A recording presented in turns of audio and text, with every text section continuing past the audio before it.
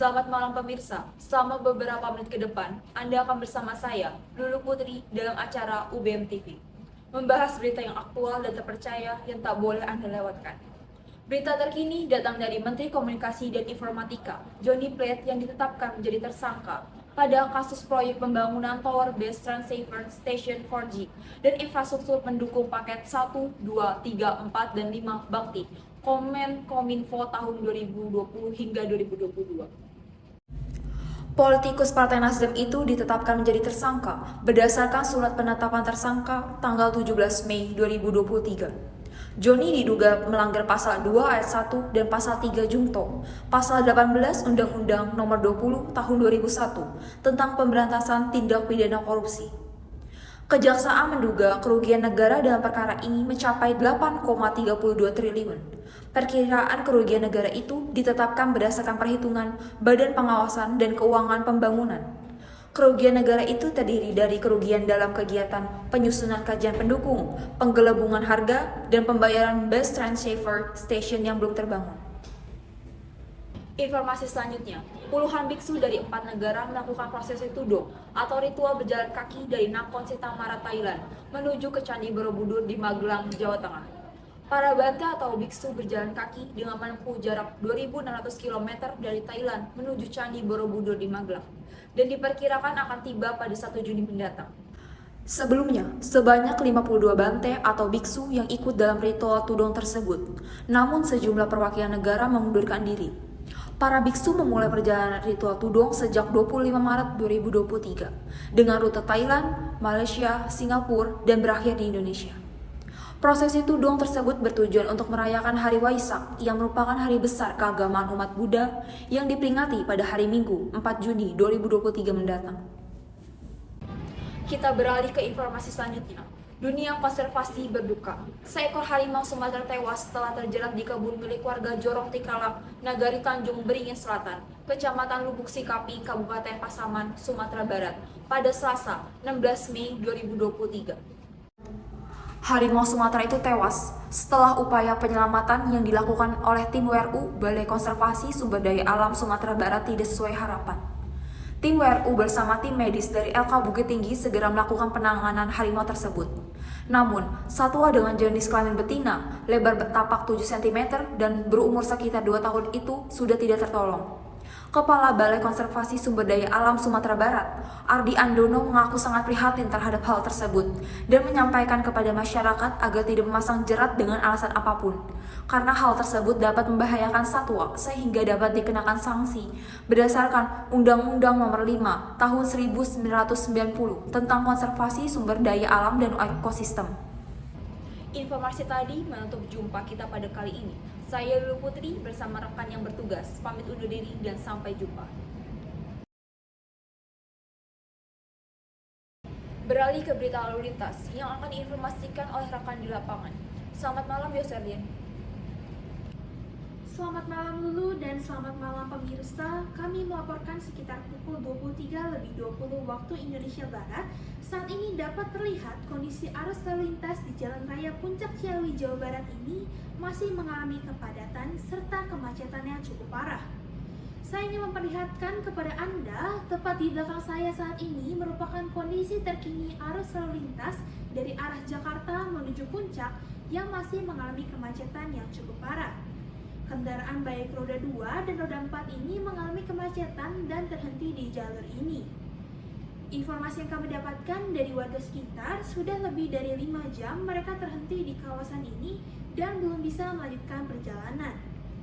Untuk laju rata-rata kendaraan yang terhenti ataupun mengalami kemacetan, dari arah Jakarta menuju Puncak ini relatif cukup rendah, dari angka 0 sampai 10 km per jam saja, dan juga arah sebaliknya dari arah Puncak menuju Jakarta, dari pantauan kami memang tadi sempat mengalami lengang. Namun sekitar pukul 8 malam waktu Indonesia Barat ini sudah mulai terjadi kepadatan serupa. Untuk arus lalu lintas dari Puncak menuju Jakarta memang cukup padat, namun masih bisa berjalan secara merayap dibandingkan dari arah Jakarta menuju ke Puncak. Informasi yang kami dapatkan, kepadatan ini terjadi karena adanya pembatasan ataupun buka tutup arus lalu lintas yang dilakukan di Simpang Gadok, untuk mengurai kemacetan dan membatasi kendaraan yang akan masuk menuju wilayah Puncak Bogor. Informasi bagi Anda bahwa sampai dengan saat ini sudah ada sekitar 50.000 kendaraan yang masuk ke puncak dalam rangka Lebaran 2023. Dan dalam momen Idul Fitri 2023 ini, beberapa titik kepadatan yang terjadi di wilayah kawasan Puncak Bogor ada di Simpang Gadok dan juga Jalan Raya Puncak Ciawi tempat kami melaporkan saat ini. Untuk mengatasi kepadatan, informasi yang kami dapatkan, pihak kepolisian menetapkan berbagai skema untuk mengatasi arus lalu lintas seperti kami infokan. Informasi bahwa sejak pagi hari ini sudah diberlakukan kontraflow baik dari arah Puncak menuju Jakarta ataupun dari arah sebaliknya dari berbagai akses tol baik dari Jagorawi dan akses tol yang lain. Tidak hanya itu, namun ada beberapa skema yang lainnya, yakni bahwa pihak kepolisian telah memberlakukan ganjil genap yang diberlakukan dari tanggal 19 hingga tanggal 25 April mendatang untuk mengatasi kemacetan serta menghadapi arus balik yang diperkirakan akan terjadi karena mengingat dari prediksi kepolisian bahwa hari ini dan esok diperkirakan bahwa masyarakat masih akan ada yang masuk untuk menuju ke wilayah puncak dan diperkirakan untuk esok hari bahwa masyarakat yang berada di wilayah puncak ini akan mulai turun secara bersamaan kembali ke wilayah Jakarta. Dan kepolisian menyebutkan bahwa akan menerapkan skema one way dan juga kontraflow secara situasional melihat kondisi kepadatan dan kondisi kemacetan yang terjadi di lapangan nanti. Kembali kepada Anda di studio. Beralih ke berita dunia hiburan yang akan diinformasikan oleh rekan di lapangan. Selamat pagi Lulu dan juga pemirsa. Jumpa lagi bersama saya Yuliana Lisha yang akan membagikan berita-berita menarik seputar dunia hiburan terbaru dan terkini yang sayang untuk Anda lewatkan. Pada tahun 2023 ini, grup band Coldplay melangsungkan tur dunia dengan tajuk Music of the Spheres World Tour. Ini merupakan tur global ke-8 mereka dan telah dimulai sejak 18 Maret 2022 lalu. Kini saatnya Indonesia bisa menjadi bagian dari tur global Coldplay untuk menyaksikan penampilan ciamik dari Chris Martin dan kawan-kawan. Grup musik asal London, Inggris ini siap mengguncang Jakarta pada Rabu 15 November 2023 mendatang di Stadion Utama Gelora Bung Karno, Jakarta dengan kapasitas 77.000 penonton. Promotor konser Coldplay pun sudah membagikan denah dan harga tiket konser Coldplay dengan range harga mulai dari 800.000 hingga 11 juta rupiah. Kedatangan grup musik ini pun disambut baik oleh masyarakat Indonesia sebab ini merupakan kali pertama Coldplay mengadakan konser di Indonesia. Bahkan, penjualan tiket presale yang dijadwalkan pada 17 hingga 18 Mei 2023 kini hanya menjadi 1 hari, yaitu pada tanggal 17 Mei saja.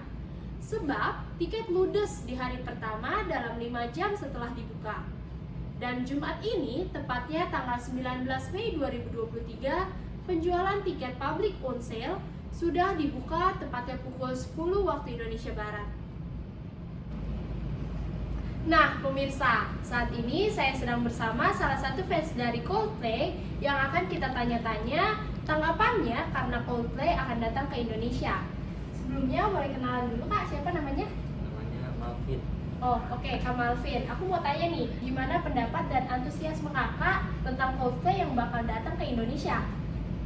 Sebenarnya biasa aja, tapi senang juga sih karena lagunya enak-enak. Tetap antusias ya karena Coldplay bisa datang ke Indonesia ya. Nah, terus aku mau tanya juga nih, kira-kira Kakak bakalan datang langsung ke konsernya atau nonton lewat sosial media aja? Nonton di sosial media aja. Oh, nonton lewat sosial media ya, kayak TikTok, Instagram gitu ya. Nah, terakhir nih, aku mau tanya, kira-kira ada gak sih lagu favorit Coldplay yang Kakak suka? Champion of the World. Oh, Champion of the World ya. Nah, itu dia pemirsa yang bisa saya sampaikan hari ini. Jadi, kamu tim yang mana nih? Nonton lewat sosial media atau datang langsung ikutin keseruannya? Saya Yuliana Lisha, pamit undur diri. Terima kasih.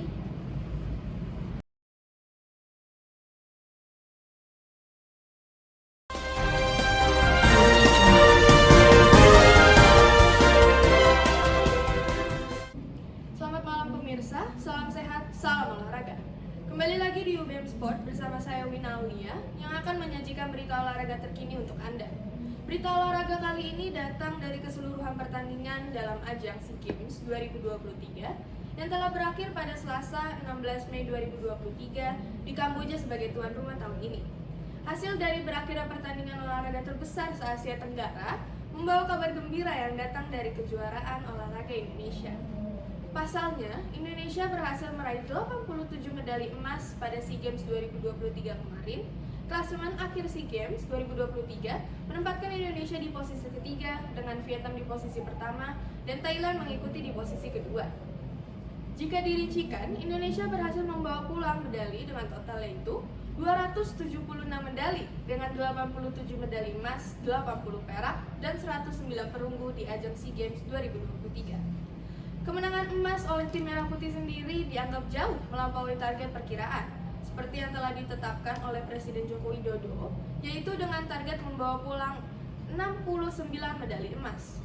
Tak hanya berhasil memenuhi target Presiden, pencapaian medali emas Indonesia tahun ini dinilai sebagai pencapaian terbaik Indonesia dalam 6 SEA Games terakhir, sebab perolehan medali emas tak pernah menyentuh angka 80 dalam 5 SEA Games sejak 2013 lalu.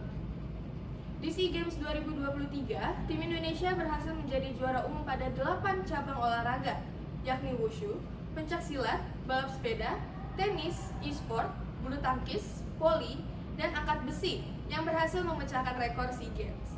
Puncaknya, tim UU22 akhirnya berhasil mencapai hasil yang memuaskan dalam pertandingan final tersebut, karena Indonesia sukses menumbangkan Thailand dengan skor 5-2.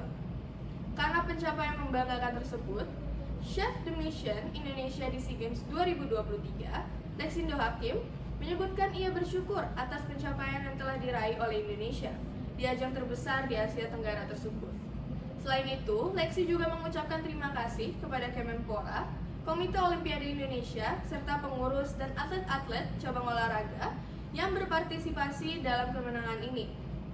Berikut tadi adalah berita olahraga Indonesia yang kembali melukiskan sejarah dan memberikan kebahagiaan dan juga kegembiraan bagi kita semua. Saya Wina Aulia, pamit undur diri. Salam sehat, salam olahraga.